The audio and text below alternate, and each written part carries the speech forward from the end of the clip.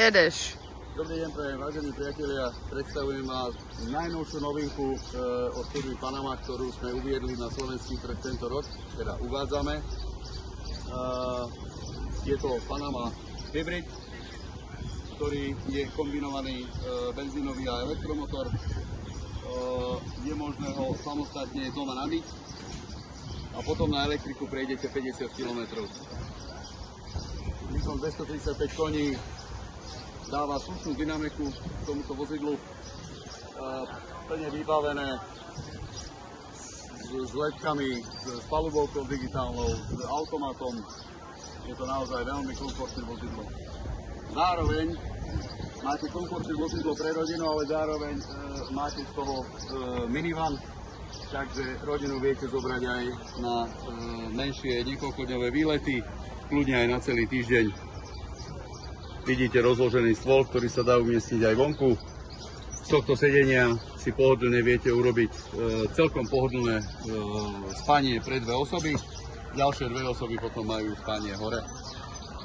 Vozidlo je zateplené, vykurované dieselovým kúrením. 45 litrová nádrž vody, vybavená chladničkou a hromadou odkladacích priestorov. Dĺžka auta je 5 metrov, výška 2, šírka 2, takže zmestíte sa aj do podzemnej garáže, keď idete na nákupy. Vzadu je tiež veľa úložného priestoru, pokiaľ sedadla posuniete dopredu, kde stále viete pohodlne cestovať, ten stolík tam byť nemusí, tak ešte tu máte kopu ďalšieho priestoru, kde si viete dať buď batožinu, alebo nafukovací čln, alebo proste detské bicykle, alebo čokoľvek. Je možnosť domontovať ťažné zariadenie, pokiaľ si chcete za sebou ťahať motorky, alebo nejaké iné zaujímavé veci. Hore máte krásne panoramatický výhľad, pokiaľ si doprajete spanie v hornej časti. Je to dobre prevetrávané, sieťky, roletky, či už v hornej alebo spodnej časti.